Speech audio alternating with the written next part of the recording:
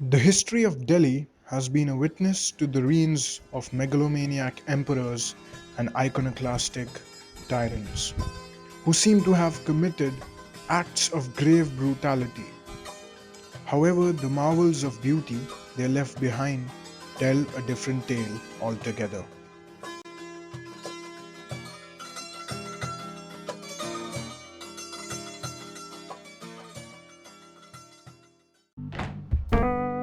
Houses, restaurants, art galleries stacked together like matchboxes along a touristry circuit.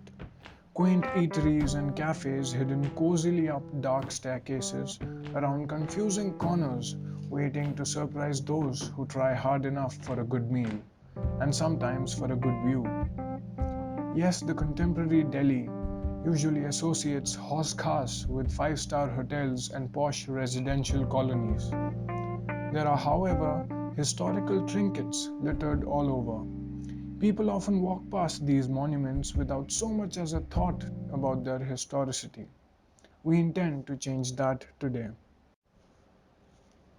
The word Hauz is derived from Persian and refers to a pond or a similar water body.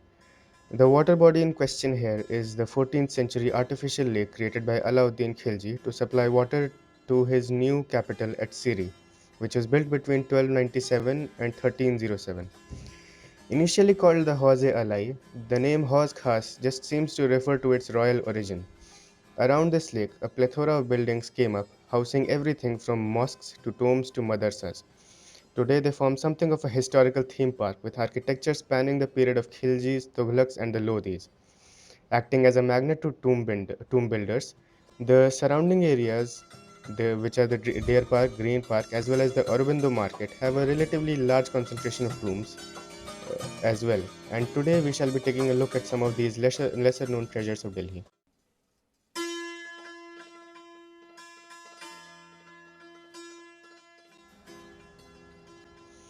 Munda Gombe is a pavilion inside the district park located next to the Hauz Khas Lake, built on a raised hill-like mound. The structure was built by Alauddin Khilji of the Khilji dynasty in 1295 AD, and apart from this, no other information is available about the structure. The pavilion back then was built on an artificial island at the center of the tank and was connected to the city through a causeway. This was later shifted to the park by the DDA in 2004 as a part of a beautification drive for the Commonwealth Games. The structure itself is built on a raised platform, and according to a signboard next to it, it is made of random rubble. It is square in shape with arches on all four sides, allowing passage inside the inner chamber. There is a flight of steps on all four sides that lead to the second story of the pavilion, but the guards have stopped entry on the roof because a child fell from the roof and died a few months ago. Only fervent requests allow you to take a peek of the roof, and inside the chamber has a dome-shaped ceiling that has long since lost any of the embellishments that it might have possessed. From a distance, it looks rather magnificent, perhaps because it is built on a hilltop, on top of the grass that needs trimming. The place is really crowded in the morning as well as in the evenings, with lovelorn couples looking for a good makeout spot as well as uncles looking to get a view of the entire park from the roof of this place.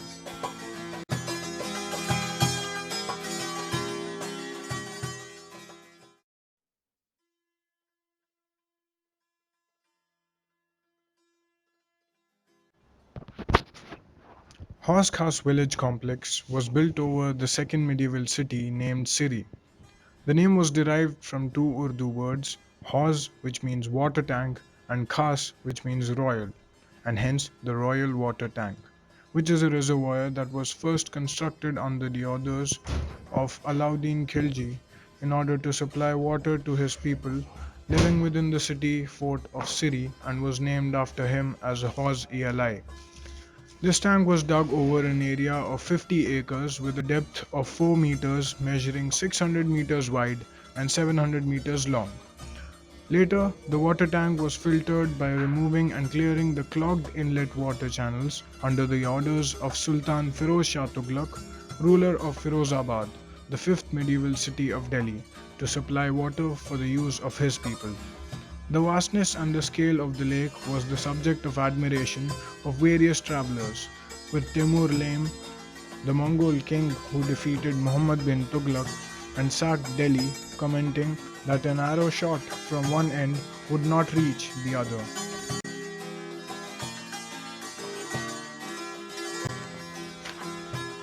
Another feature of the lake is the artificial island in the middle of the lake, said to be constructed by the Khilchis themselves. This island earlier housed the Munda Gombe and was connected to the mainland by four causeways. Now it provides shelter to the local ducks and swans as well as various exotic birds seeking to escape from the heat of the surrounding concrete jungle. Of course, now having shrunk exponentially due to silting, concretization, and other issues, the former Great Lake now serves as a mere decorative piece within the district park, with the sapphire colored water providing a beautiful view for the locals as well as the expatriates living in Hauz Khas village.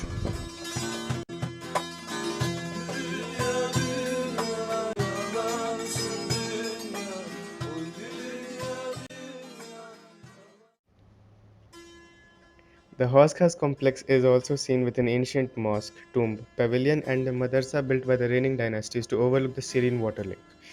Initially, post monsoon, this water lake used to fill to the brim. However, today it has reduced due to present day modern construction, lesser rains, and land encroachment. The complex, started by Alauddin Khilji, was continued by Feroz Shah Tughlaq, who also contributed several monumental structures between 1352 and 1354 on the northern and eastern sides of the water tank, which includes the madarsa as well as the mosque and his own tomb. The madarsa was established in 1352 and was known as a leading Islamic school for theological teachings around the world, and was also named by Sultan as Madarsa-e-Feroz Shahi. It was encircled by the Tarababat, or the City of Joy, inhabited by the rich and affluent people who liberally donated towards the sustenance of the school. From each floor of the madarsa, staircases are provided to go down to the lake. Many cenotaphs in form of octagonal or square chhatris are also seen, which are reported to be the tombs of the teachers in the madarsa. The L-shaped madarsa is a continuous structure built at the height of two-storied building running across the banks of the reservoir, with one arm stretching along the north and south directions measuring 76 meters, while the other arm stretches along the east and the western directions measuring 138 meters. We also see six pavilions, which are in the beautiful garden that faces the madarsa on its southern end.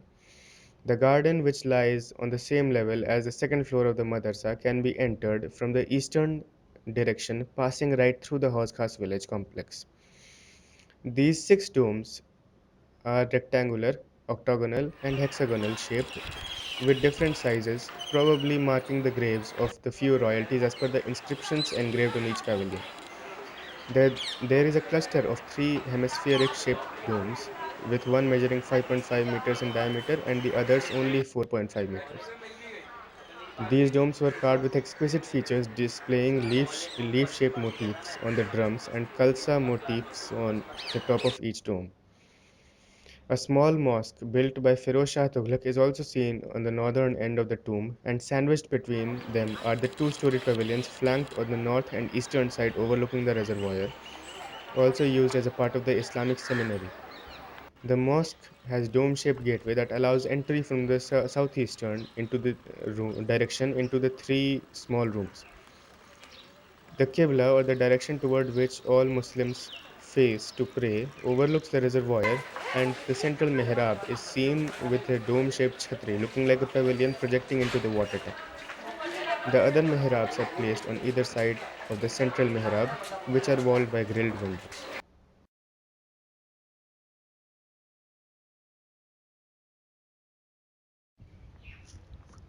Deer Park is a part of the vast arena of Hauz Khas, located just opposite to the complex. The park gets its name from the small enclosure within which over 2 dozen deer have been kept, or one would say accommodated. Despite its explicit mismanagement, the park is a decent spot to spend a summer afternoon. Deer Park doesn't hold any historical account to its name as such, but Due to its expanding green cover, it has now come to encompass most of the minor Hauz Khas monuments like Kaligumti and Baghe Alam Gumbad.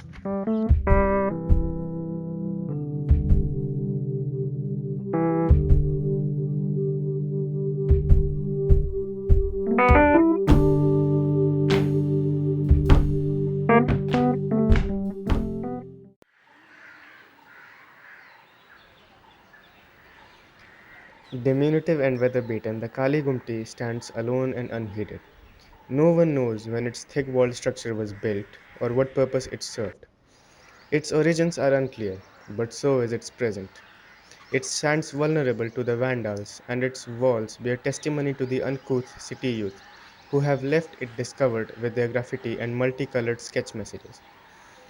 Literally, a small black domed building, the Gumti is probably referred as such because of its dark dome, a result of microbial growth on the plaster layer coated with organic mortar, a traditional method that allowed air exposure to the mortar in order to prolong building life against natural elements. Flanked on one side by a children's park and on the other by a Qibla that almost hugs it, the structure sits snugly atop a low but large plinth. The building is pierced by arched entrances on all sides except the western, which serves as a mihrab. It has been claimed that the structure served as a tomb, however, no trace of a grave remains, nor are there any signs of ornamentation. Most of the plaster coating the interiors is long gone and the bricks are stripped to the rubble underneath. Even the dome is threadbare with the bricks peeping out all over. On the outside, the roof of the Gumti is low and the top of the Qibla is adorned with a line of battlements so that the overall look is sparse, militaristic, which confirms a 14th to 15th century time frame for the Gumti's construction. Given the thick vegetation on the and the ground size that makes Deer Park a delight for joggers and nature enthusiasts, it is no wonder that a few guards interested with the job of safeguarding the monuments have an unenviable job. Several spots within the park would have resembled forest lands if it were not for the unpaved paths weaving in and out of them, and it is difficult to keep an eye out on so many visitors visiting from different gateways, many of them with the sole objective to color the monuments with their love letters, tirades, and messages.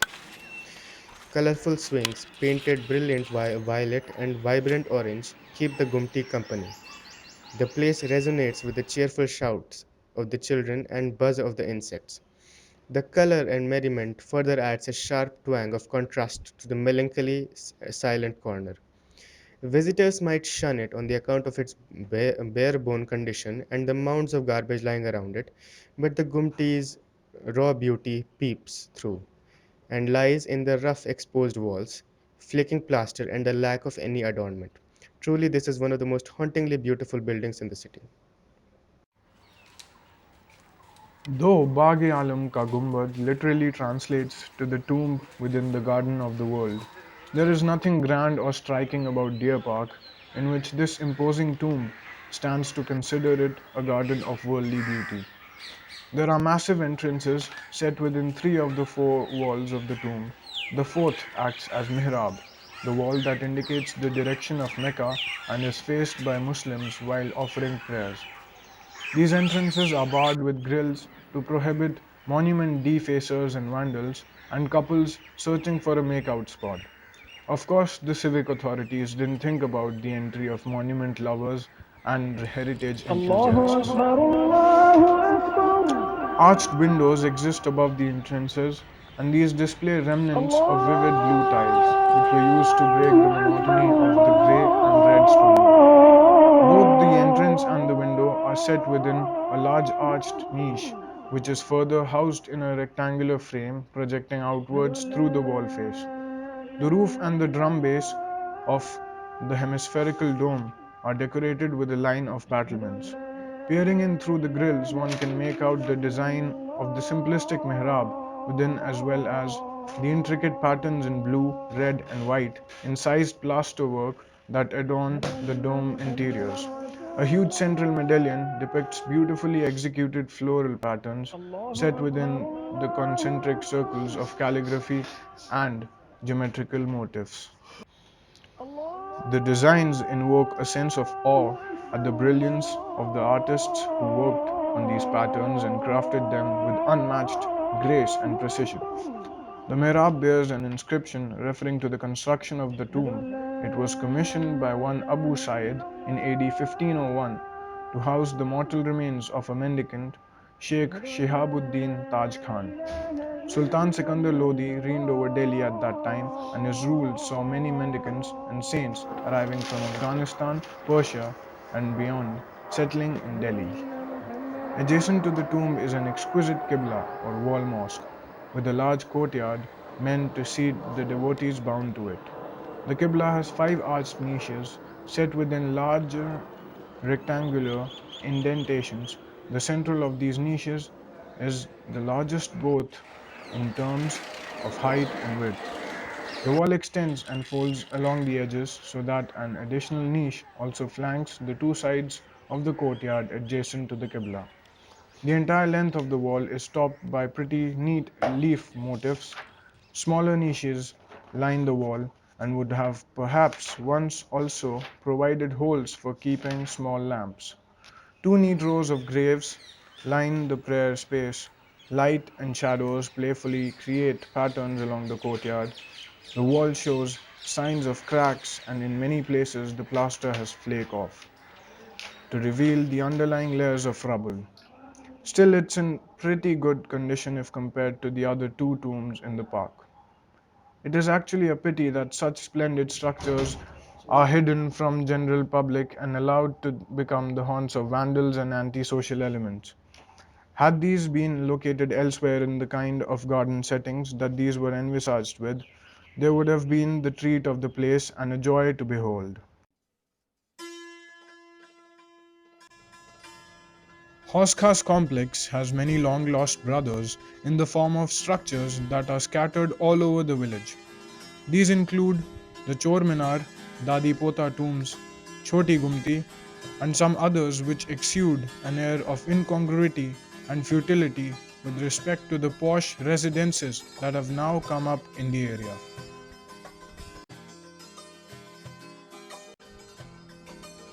There is also a legend associated with Chor Minar. Alauddin Khilji, in order to strike terror in the hearts of criminals, is said to have them executed and displayed their skulls from the over 250 holes present in the minar.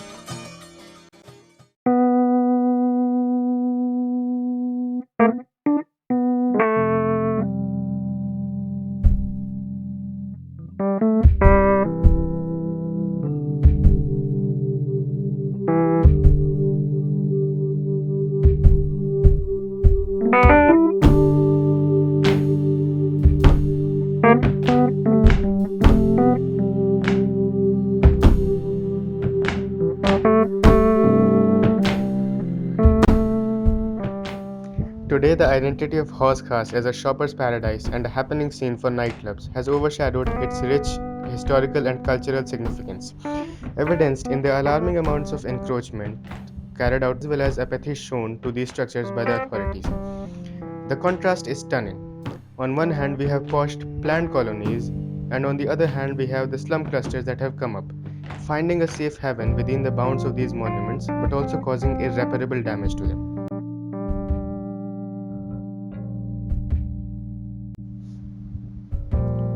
Apart from this, the shoddy repair work carried out by the contractors in the run up to the Commonwealth Games has damaged them even further.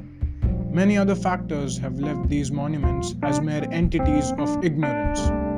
However, they still emanate a sense of dignity, which unfortunately have no beholders. But well, there are no uninteresting things, only uninterested people.